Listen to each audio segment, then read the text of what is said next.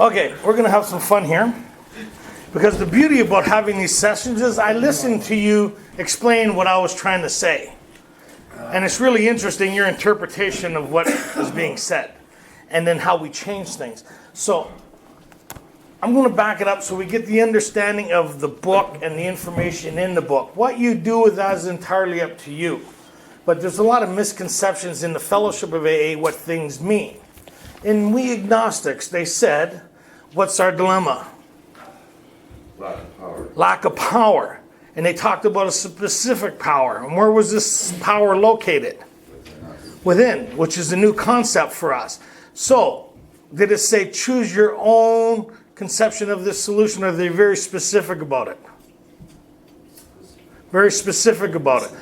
How that interprets to you may be different. Your conception of that, meaning energy, life force, frequency, but it's all within us. So what that translates to, so we understand things better, when you have a common understanding of something, some things would sound ridiculous when said. If you didn't understand the same understanding as everybody around you, then it would make sense. Here's an example. Turn on that light. It's not working. Why isn't it working? Huh? Lack of power, or there's no light bulb. But either way, it's still, it's lack of power, right? That's the dilemma of this light. This light is useless for what it's intended for.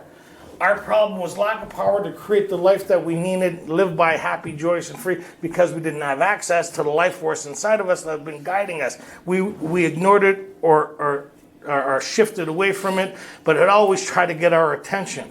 That's that voice when you're alone that said, there's better for me than what I'm experiencing. How many people has had that voice? Yeah. Where does that come from? You ever have something go to you, part of you go to you, what's the matter with you? Yeah. You ever wonder who's asking that question? Yeah. And then you're talking, what's the matter? I don't know.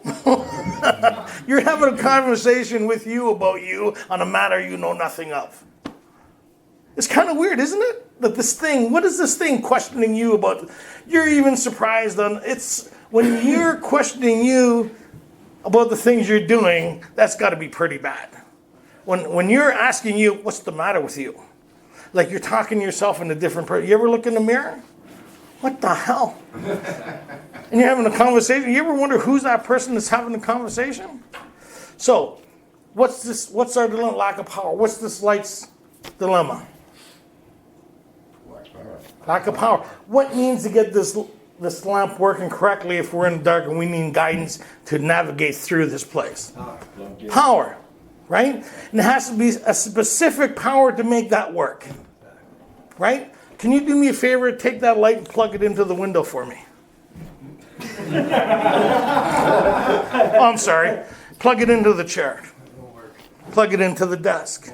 Plug it into the rock. Plug it into the doorknob. Because you understand what makes that work, that stuff sounds ludicrous, right? But if you didn't know, you would, if you were in another country and you never experienced that, you'd take the lamp, walk over to the window, be trying to plug it in somewhere, and everybody would laugh at you.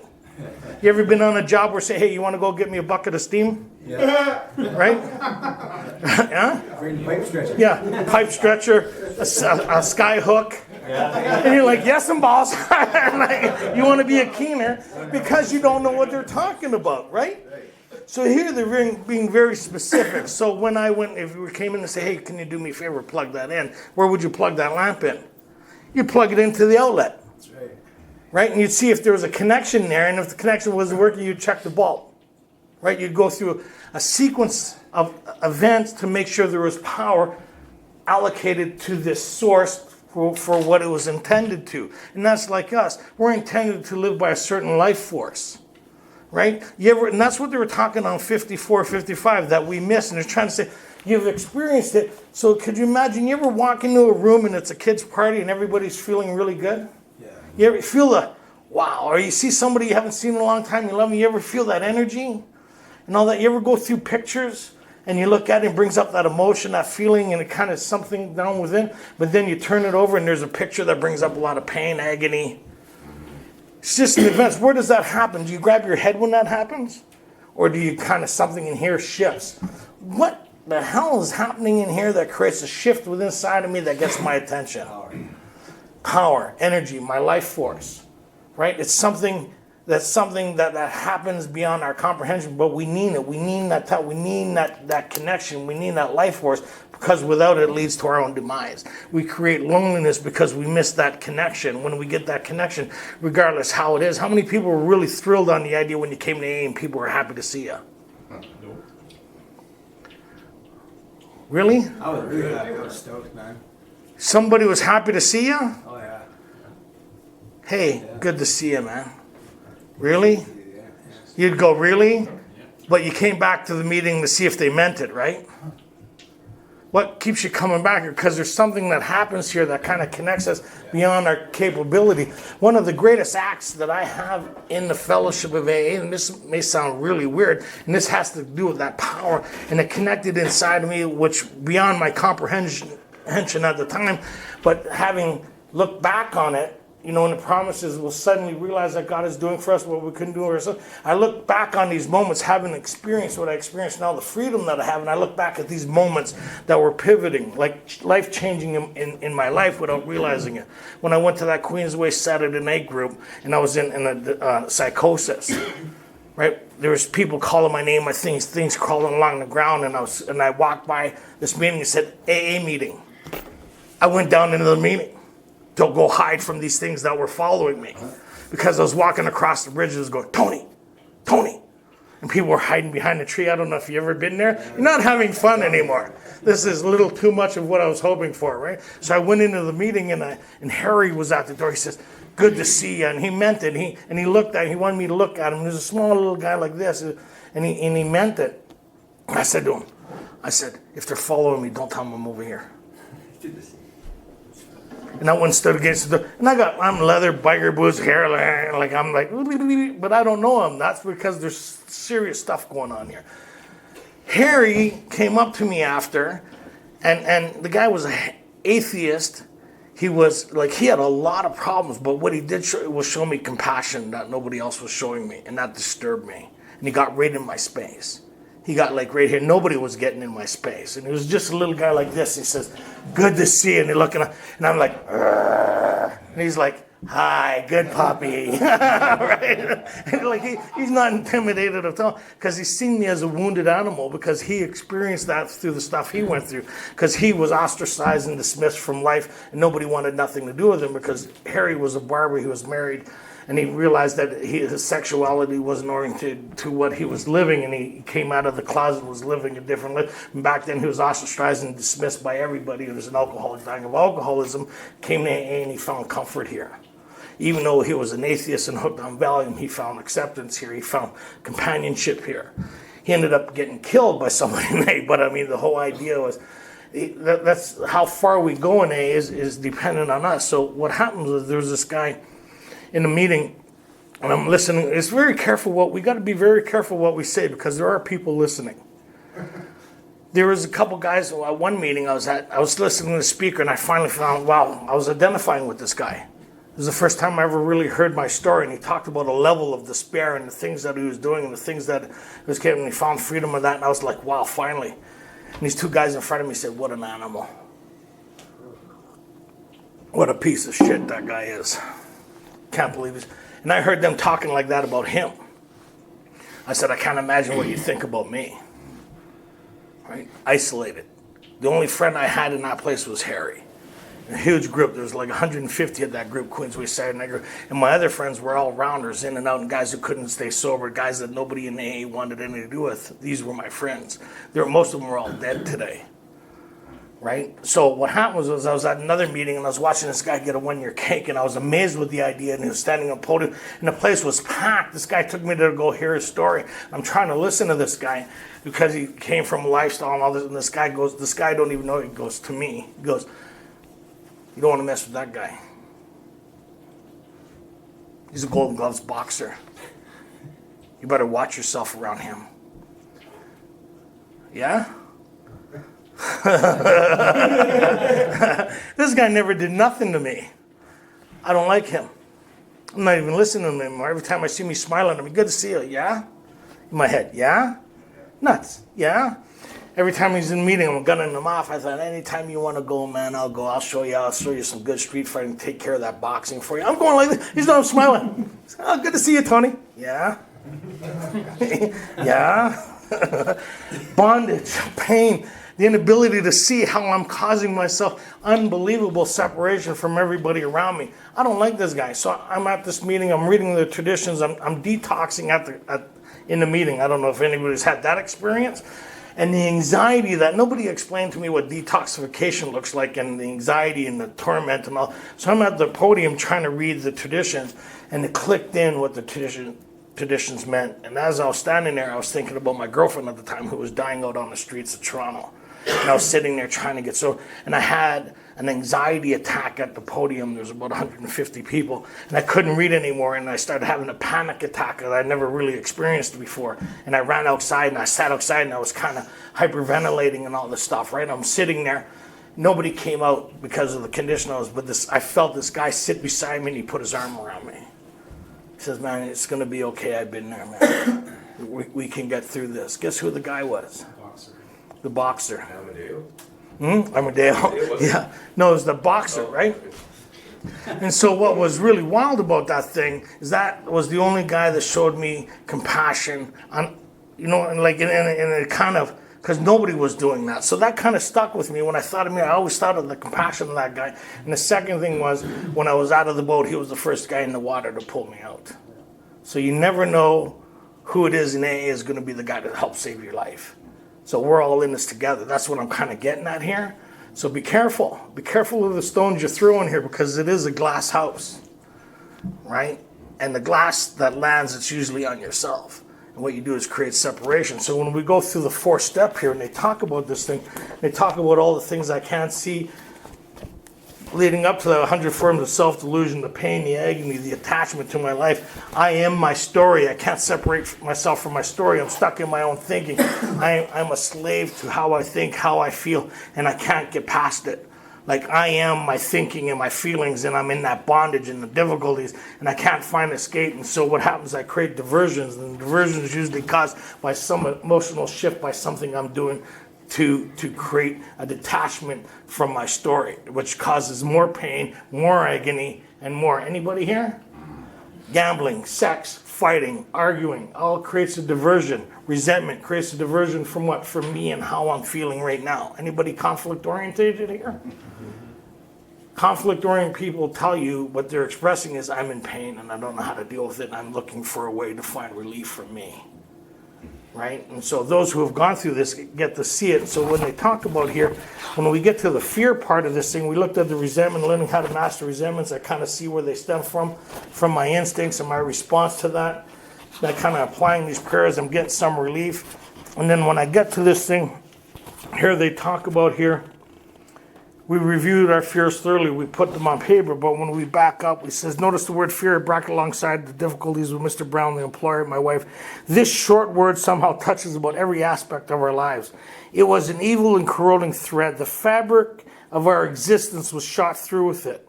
It set in motion transit circumstances that brought us misfortune, but we felt we didn't deserve, but did not we ourselves set the ball rolling. And if my sponsor said, why are you mad at this guy? I wouldn't be able, I'd say what they did, I didn't know why, but when I finished the resentment, I knew why, because of my instincts and the threat to one of those things and my response to life. Then when I got to the fear part here and I started making a list of the fear, what a lot of people says, why do I have the fear? Because I'm selfish and considerate. Or that's not why you have the fear. The book doesn't talk about that. The fear talks about you're either God-reliant or self-reliant, right? And when you look at it on paper, you see it's because of one of my basic instincts that makes my unmanageability. This is why I have this fear. It's a fight or flight instinct that's happening here. I don't know. There's actually 3 instincts involved in that chain of events. We know the fight and flight because that's been our story, but there's also a pause. The ability to assess the danger being presented or the perceived threat and take an appropriate actions to divert the crisis being presented. Pause. We don't know what pause means, right? Don't make any sudden moves, you know what I mean? By the time we realize something, we're in full flight from reality and we're on the run. Anybody? We're in fight mode. Most of us get in fight mode before anything ever happens. We build ourselves up, and by the time any people, they call it anger management. Anybody have anger issues? It's fear issues. It's not anger issues. It's fear issues. What you're doing is producing enzymes of fight or flight. So my whole life was riddled with this enzyme of anxiety. And what happens is when I get too much of it, my body would try to empty itself to fight or flight, vomiting, dysentery, and all that other stuff, right? So it's an instinct so I could survive me, and I didn't know that. So when I got to this point, it was really cool because they give me a recipe, and they're suggesting here that this relationship with this power has started and it's become personal to me, and they talk about something here that I'll carry for you. You ever hear people talking about what God's will for me is? Bring it up with topics all the time? Well, if you read the book, it tells you exactly what God's will for you is. Anybody want to give me a hint what that is? No, good, we'll move on. Okay. Couple people. Look, you got me the last 4 times. I'm not getting involved this time. Okay. So they talk about we revert our fears thoroughly, we put them on paper, and then they talk about perhaps there's a better way. Trusting God rather than our finite self. Then they get down, we never apologize. And then they get down to the recipe once we get all this stuff. And it's the recipe we need to learn. And it's it's the process in steps 1, 2, and 3. They've been trying to teach us this since the beginning, but here they really lay hold on it because they give you the recipe on how to do it where you didn't have the recipe before. And let's see if we can figure this out. So they talk about instead we let him demonstrate through us what he can do through us. So suggesting again, where's it coming from? I need to get power going through that cord to get it so it's accessible, that it creates what it's supposed to do. It goes through us. It's not outside of me. It's already in there, and I'm creating this field. So if I covered crap all over this light and plugged it in, how well would that light work? It'd be working, but I wouldn't be able to see it working. Right? And if I started cleaning all the crap out of it, the more crap I cleaned off the top of it, the more it would illuminate. You ever see some people that walk in a room and their energy is just like, whoa. They're illuminating. They're lit up. They're kind of like, wow. You ever see somebody come in here dragging her butt on the ground? Low frequency. Pit bull mentality. Anybody? How are you? Good. Never been happier. Turning it over, letting it go. Surrendering, raving a rope, buying a gun. Okay, sorry. Okay. Instead, we let him demonstrate through us what he can do. That means I'm practicing these prayers. It's creating a shift within inside of me. I don't understand it, but I see it seems to be doing something. It's like that drink, that toke, that pill. I don't know what it's doing, but it creates something where I'm kind of comfortable in my own skin. So I don't need it explained anymore. I know when I access it, it'll create this. And then it gets to a point where it's not creating it anymore. Now I have a problem. When it no longer subsides or takes away the pain, the agony, or the fertility of life, now I have a problem. When I'm sitting there in my cups, looking at my life and the stuff ain't working anymore. I don't know if you've ever been there, but that's a problem. Now when everything's becoming real, live, and it's in stereo, and it's in your head, and you're talking to yourself, and you ever been there? You're deciphering paintings, and they're... Anybody? Okay, that was just me. I got a notice once on my door. It's funny. So, not that I'm nuts, but I went through a bad stretch of time in my life, mostly misunderstood. And so, the girls down the hall never knew me to drink, but they knew me to. They came and visited me one day. I was on a run, and I was telling her what the painting was telling me. And she started crying when she was looking at it. I thought I was being profound. I didn't realize she was looking at me saying, oh my God, like I'm in deep trouble. And I'm like in a state, I'm talking to the painting and I'm talking to the receiver on the radio. And I said, do you think you can play this for me? If you would have asked me what was going on, I think I'm perfectly okay. The next day I got a notice on my door for excessive noise. The landlord said, next time you have a party, can you keep it down? I said, I was alone. I got an excessive noise, so I thought, how would I handle this thing? So I said, the reason I got this excessive noise complaint was my speakers are too far apart. So I'll take my speakers and put them beside me while I sit here, drink, and party. Makes perfectly good sense at the same volume. Anybody catching on that? So the police showed up to come to arrest me from my apartment. They came in, took a look around. They sat me in the car. Now, I don't know if you've ever been in and out of alcoholic psychosis where you're laughing and crying, you're explaining something, and you're talking to yourself. And you ever been kind of there? You're having fun. Yeah. The cop looks at me and tells me to get out of the car. He says it's the end of my shift. I don't want to deal with this. He says, take your stuff and go with you. I just like, okay, I'm on bail. Like, I'm nuts, right? So when I think back, I said, oh my God, was there a God looking after me? I went to go set trial. I got to say this. Anybody ever been to court here? No. So in Toronto, they got City Hall, and it's for gang-related and drug-related charges, right? You go to City Hall. And what happens is you got to see a crown, and they set date. So what happens is I knew I was going to go Monday. It was August 31st. I remembered in 1985, and I had to go set date. And so I went to go set the date, or that was before something around that time. So I was setting date. And so I said, okay, Friday night I had to go Monday. So Friday night I said, okay, I'll go to bed tonight. And then I stayed up and I said, okay, I'll go to bed Saturday. And I stayed up and I said, well, Sunday I might as well stay up because I got to go to court anyways. Anybody ever done that? I drank right up to the court and left it empty on the ground. The neighbors, two girls, they looked like Dolly Parton. They walked me down the hall. I'm walking down the hall. I got the boots on, the gold and all that other stuff. I go sit in the front row. I go stand at the front row like this. The guys moved, gave us the seat. The Crown's calling everybody up to who has lawyers. You ever notice that? I look at my time and realize it's getting 9:45. The bar's open at 9:45. So they call a little recess. I stand up.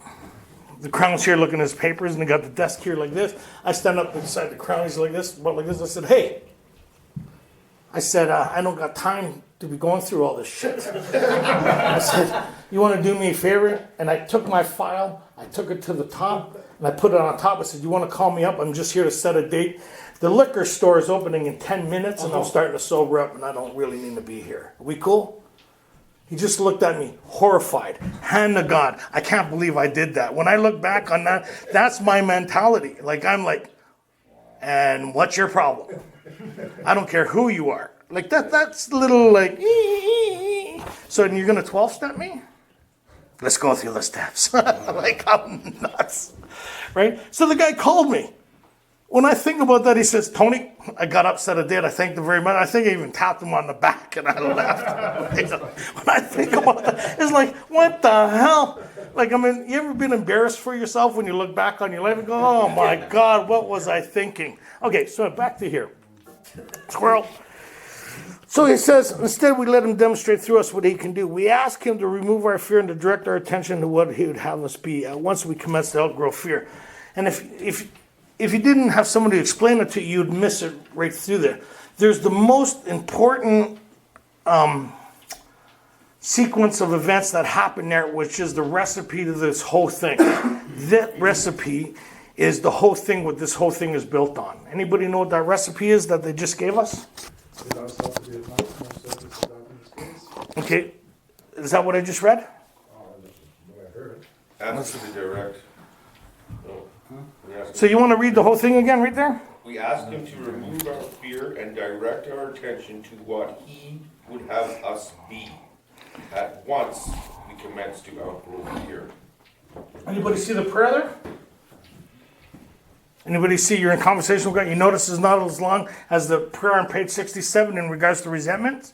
You notice it's not as long as the third step prayer? It means you seem to be a little more in tune to something. That means if you're working with somebody and you never worked with that person before and you're in the furniture business, you'd really have to explain what you're doing all the time to get this person to work with you, right? Once you're in sync with that person, you kind of look at them, they look, and you know what to do. Say, hey, can you do me a favor? And you're both in sync with each other and you work both in harmony. That's what it's kind of saying here. You've experienced the relief of the resentments. You understand where the fears are stemming from because you see they're created out of self. You see they're based on self-reliance. You also see is because I'm spiritually deficient. I mean, I have lack of power to create change. So I'm instinctual based, right? Which is causing all my problems. So here you see for the first time that actually fear precedes resentment. But they couldn't show us that, right? It was an evil corroding thread. I'm instinctual based. I'm always on alarm. I'm always kind of wondering. I'm always in impending doom of the future, the past, the things being found out. I'm in constant stress and turmoil. Anybody? That's a fear-based life, right? And when I'm like that, I can't stand it for very long because I produce anxieties within inside of me that make me sick. Anybody ever dry heave here from thinking too much? Anybody have stomach acid? Anybody have dysentery? What's that? Diarrhea? From thinking too much, can't eat, can't sleep, stomach problems? Fear is the base of that. Your instinct, there's something wrong. I don't know what it is, but you better be ready. Fight or flight. Right? There's no pause. So here they're saying, hey, you learned the recipe to acknowledge there's something going on here. Stop, back up. Right? When I see this thing that's going on based on instinct, then it asks me to do what? Instead, we ask him to remove our fear. In order to remove something, what's the first thing you need to do before it can be removed? You need to acknowledge it's there. Wow, that's new for us. To pause, to be in tune to my energy, that realize there's a shift that's causing me my demise. Right? I see the attachment. When I create energy, when I create fear, anybody have anxiety here? Anybody ever experienced shortness of breath? You notice when you're thinking you don't breathe too well? You ever notice that? You ever notice you're capable of thinking right through a whole meeting? How many people are here right now? What? So that's all fear based on the unmanageability. So here they're saying, I see there's an energy shift based on fear, based on my security, my ambitions, like when I went downstairs, my brain said, hey, my social instinct. Well, on the sheets that you handed out there, on the fear, you see the instincts. There's social, ambition, security, and it says that they make up self. And these are the things that create my problem. So what happens when if I don't watch it, they start talking to me. And if I listen to it, it creates more problems. So this is what my brain does. I'm a little tired, a little off. I sit down, right? Nobody's sitting at the table that we usually sit. Right? And my brain said, see, nobody's happy with what you're doing. Actually, they're surprised you're still here. Anybody have that kind of voice? All my instincts are going to whack here. Now, I could listen to that. If I listen to that, how well would this meeting be going now? So what I acknowledge, whoa, this is not the energy I want to attach to here.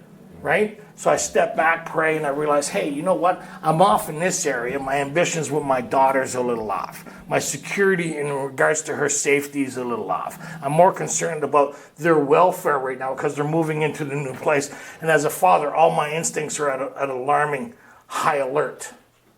Right? I want to go in there. So what I need to do is I need to calm myself to bring myself back to the present. Right? And that's where, remember I asked you earlier, what's God's will for me? It's in here. So they talk about here, perhaps there's a better way, we think so. For we are now. When's now? We are now. For we are now, not later. Now. This is a now recipe for relief, not a later recipe. The 12th step happens as the result, but this course of action starts being about relief now.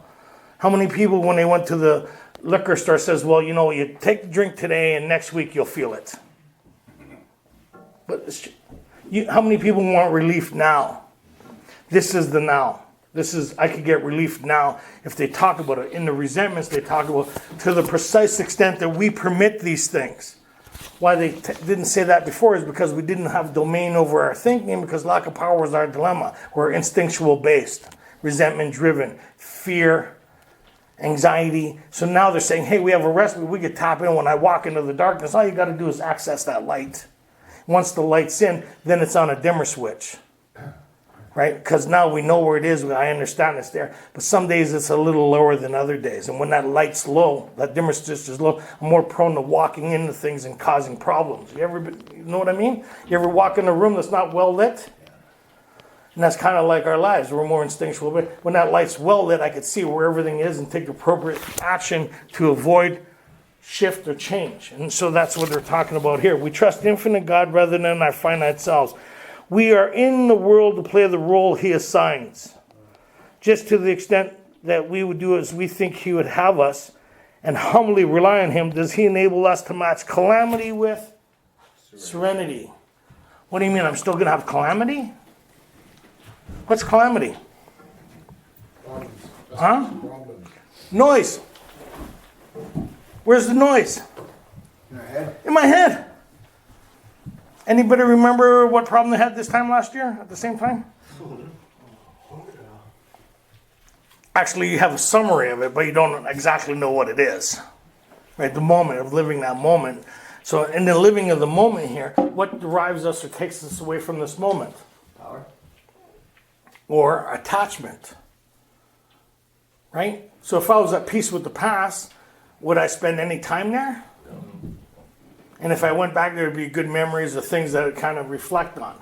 And if I was okay with where I was going with my life, would I have much concern with the future? No. So if I was at peace with those two places, where would I spend most of my time? Now. So that's how you tell if you're at peace with yourself or not. Because if you go to a meeting and it takes you half an hour to show up, no, you're physically there, but it takes you half an hour to show up, would you say you're at peace with yourself? No. So what happens is this becomes a spiritual monitoring place. It's kind of really weird. And you watch this when you go to a meeting, you sit down and you realize you get confronted with all the challenges that are unresolved within your life in that meeting. And what you're trying to do is get present. And it takes you sometimes 2 or 3 speakers to get present. You ever notice that? Oh, yeah. And sometimes you can go home meeting and not even know who's read how it works. You ever been in those meetings? Yeah, and sometimes you leave a meeting in worse condition than when you went. Yeah. Because a lot of us go to problem-oriented meetings. And you're drawing off of that energy, and what happens? You leave that energy, worse than you. Like I said, how was the meeting? I don't know. I didn't feel like killing myself before I went. Right? And then, but you go to a meeting that's solution-based. How does that meeting feel? You don't even have to share. You just draw off of that energy. You ever feel that? You go to a meeting, it's like, wow, that was like something. That was like, oh, I don't know what was happening there, but I'm kind of connected. I have that moment where I was actually there for a couple minutes, and everything seemed all right. Maybe there's a possibility of a different life than I thought before I came in here. What created that shift, that energy saying, hey, man, there's something here. So that's why they're very specific about things. If you want what we have, then you need to understand it and do it the way we did it. Your own conception of that, a lot of this is my experience with this, but the basis of it is the same. Right? In order for me to have freedom, I need to be present. In order to be present, I need to be free of the attachment of things. That's what the 4-step talks about. What's in the way of me in accessing this power is all the things I still carry. Would we agree or disagree? So we get down to causes and conditions. How many people carry a lot of stuff here from their past? It eats our lunch for us, right? So here they're saying there's a different way. So this is saying now where I used to experience anxiety and all that, if I just pause and do the serenity prayer in that moment, if I just pause and take a big breath, God help me. Whoever you are, help me. That was my prayer before. God, whoever you are. Because the first time I actually got clean was out here with nothing. And I was on a constant state of anxiety and psychosis. Constant. So the only thing they'll say, I do these prayers, and it didn't, but I started getting relief. This one time, I was so that I got to a place and I said, why does prayer work? I'm going to try not doing it and try fixing this myself. It got so painful, I convinced myself of the need to do prayer. Why does it? It's a phenomenon. We don't know why. It's something beyond comprehension, but it has the ability. Wine is like taking 2 colors and placing them together in a glass of water, and it changes the colors of those 2 colors. You ever see that? We think we're doing it, but all we do is put 2 elements together that creates that change. So what we're doing is putting 2 elements together, and the byproduct of it is change. We're not creating light. What we're doing is putting that together with the source, and that creates the light. Does that kind of make sense? So here they're saying, we're just getting you back in touch with the life force that is your gift from birth and back into the potential that you've always had. That loneliness that you've always had is a separation from this thing that's always been trying to get your attention.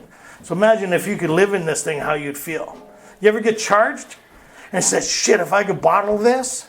You ever have that moment? It's like, whoo, yeah. You're like, you get goosebumps running through your head. Or is it just me? Oh, yeah.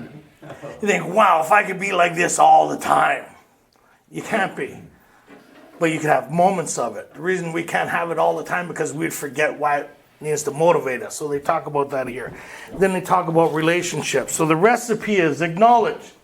Prayer. Why prayer? It stops my connection to that problem. My energy tied to that problem. It stops it. I resort it back within me because I can't contain the energy. I redirect it. I don't know if anybody knows Steven Seagal? He talks about redirecting energy. He doesn't fight the gun. He steps out of the way of the energy. He keeps the energy moving. What we try to do is contain energy. And when you contain energy, it turns on yourself. Right? You ever try to contain, you ever feel the explosion in here? And you're just like, that's misdirected energy. You're trying to contain something that should be redirected.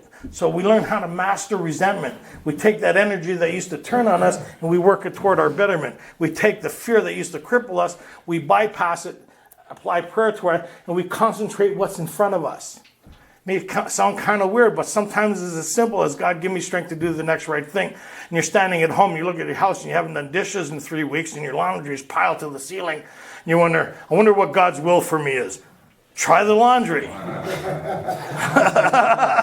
No, it can't be that simple. It's not working. Well, then try the dishes too. I got a sponsor, he's doing the dishes, doing his laundry, swearing at me and praying. That guy's an asshole. Same way as to talk about, I'll try this stupid thing. It doesn't seem to work.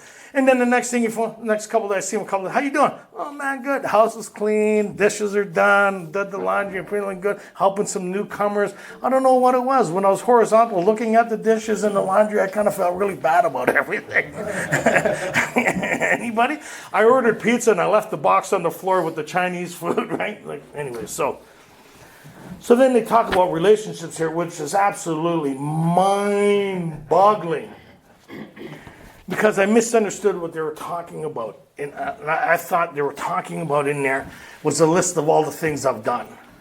And they talk about we're not the arbitrary of anybody's sex conduct. What I'm looking for is the same thing I look for in we agnostics, is the things that was causing me guilt, pain, and remorse and shame. So when I made a list of those things, it was personal to me. Right? And a lot of my conduct was directed by other people's ideas and how I grew up and all that other stuff. Like I had a real warped sense of engaged in things that caused me discomfort, pain, and agony, but I couldn't have the power to shift that. And this area was really troublesome because where I grew up and the people I grew up with and all that other stuff, it created a discomfort within inside of myself that I couldn't shake. So when I went through this thing, what I was able to do was come up with the right idea that was right for me and that I was okay to live with. And I was able to be honest with other people. And this is the kind of the area that took the longest to really look at and work on. And the connection with another human being. So at the end of this, what I got was an idea of how I wanted my relationships to look. And that's changed over my sobriety. Right? When I got 16 years sober, it was a lot different than what it looked like in my first couple years. So as I grew in spiritually and understanding, I became less instinctual based. So does my ideas and my conduct and how I treated people changed. Right? I didn't use those things on a consistent basis to create self-esteem, self-worth within myself at the expense of other people. Right? Like I came in here, I thought I had an anger and sex problem. What I had was a fear and self-esteem problem. I didn't know that. And my ideas of what relationships were and all that was warped because where I was raised with men and all men were men, the food in the fridge, roof over your head, what's your problem? That doesn't sustain a relationship very good. I remember I was like at that 7-year point when I went for some outside help. I'm living with this. I said, what's the matter with you, man? Why are you always poking the tagger? I said, what's your problem, man? Like I'm talking a lot of different terminology, obviously. And she goes, who wants to live with a tagger? I kind of went, Good point. Because I was instinctual based. Like I was like, you ever see a gorilla? That's how I communicate. Throw the table over, smash the wall, smash the doors, threaten. But I think best relationship I've ever been in. So I ended up going for outside help in this area. Alternative to violence was relationship based with the outside help. I failed the first course, passed the second one. Pretty hard to fail a course that they give you information on, right? That's a whole different story. So I kind of went through this thing, and I did my fifth, which is pretty wild, so I have an idea. 90% of the stuff shifted for me, and it's just kind of the way it was. And then it tells you the purpose of the fourth step. I finished it. I see that there's things blocking me. By the time I finish this exercise on 71, it says, we hope. Who's the we? Is those that put this together, right? We hope you, the participant, are convinced now that God can remove whatever self-will has blocked you off from him. What are these self-wills that have blocked me off from him? My attachment to resentment, my attachment to fear, my attachment to like on and on and on. Like some of us have some problems, right? Most of us did in therapy before we got here. You ever notice that? So we're hoping you're convinced now that you could create a shift within inside yourself sufficient enough to be comfortable somewhat within your own skin. And these things that you're still hanging on to, you have a recipe to apply to your life where they talk about here to the precise extent that we permit these. That means now I have access to power that's internal, that if I'm willing to practice this thing, anybody ever take boxing and martial arts here? You get in a rink with a first degree or second degree black belt at a white belt level, you're going to experience some humility. There's the fight before you get in the rink, and then there's the fight in the rink, and then there's the fight after the rink, what you would have done with them if you were watching better.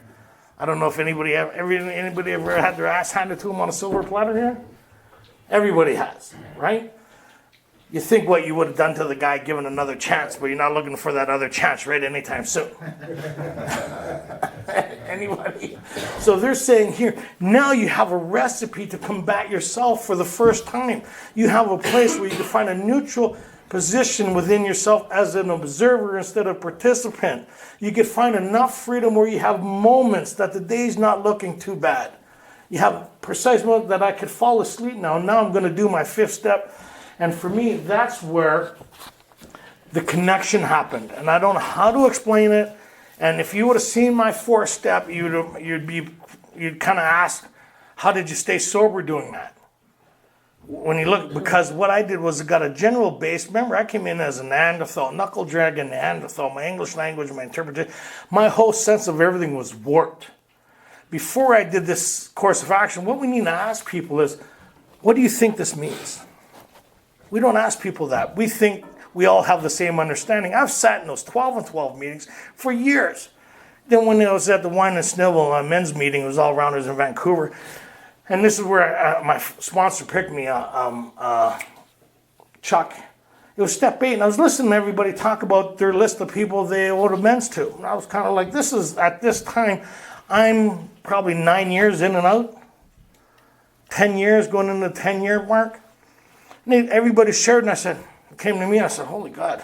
I said, I never did nothing to nobody that didn't have them coming to them. I said, I got a list of few people I still got to get even with, but there's really don't got much going on.